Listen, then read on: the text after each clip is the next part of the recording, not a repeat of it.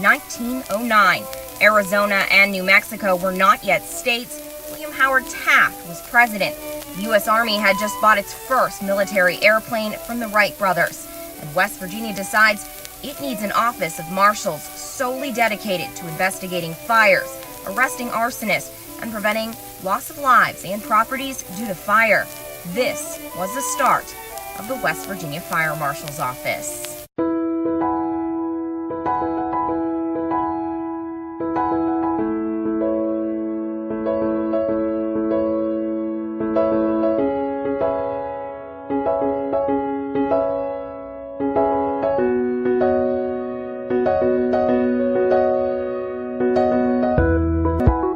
West Virginia House Bill number 160 brought the agency into existence, and a 27-year-old man named Charles Ellison was sworn in on July 15th as the state's first fire marshal.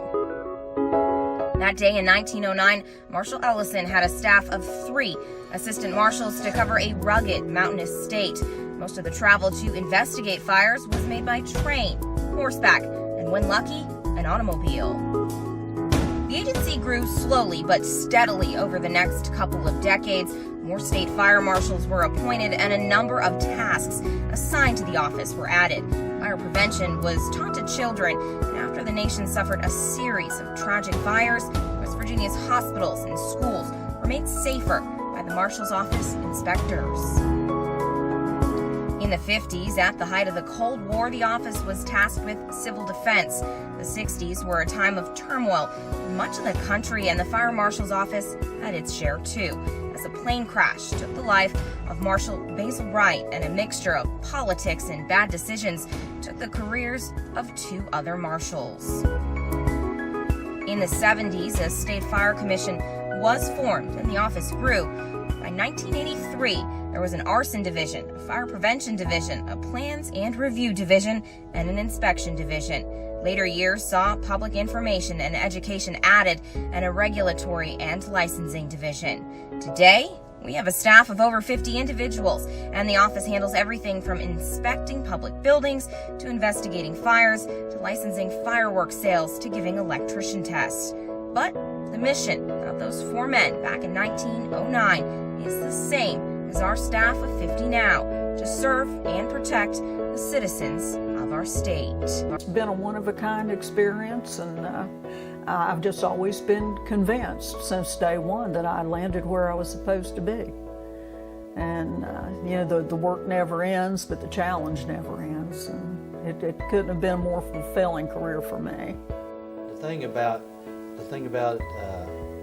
inspections and being out in the field is the main thing is to be fair with people and to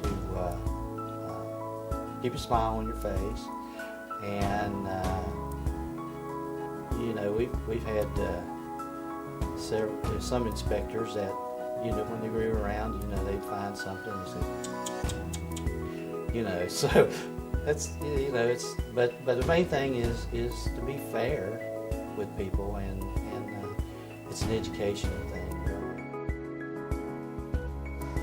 Not sure if I could really put it in the proper words, but I guess you look back historically over the 26 years, what progress we made. The legacy would be that we maintained a high level of competency, we were fair, and we overcame obstacles to enhance the state of West Virginia fire safety image.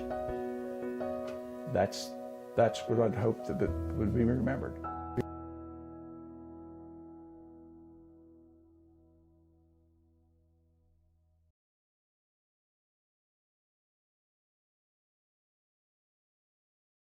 So when you really look at how we have transformed into what we have at this point, 110 years later, we have many divisions, and we have a vast responsibility when it comes to public education being one, our inspection division, our investigation division, and then our services division, which is our licensing and certification of all of our tradesmen and professionals throughout the state.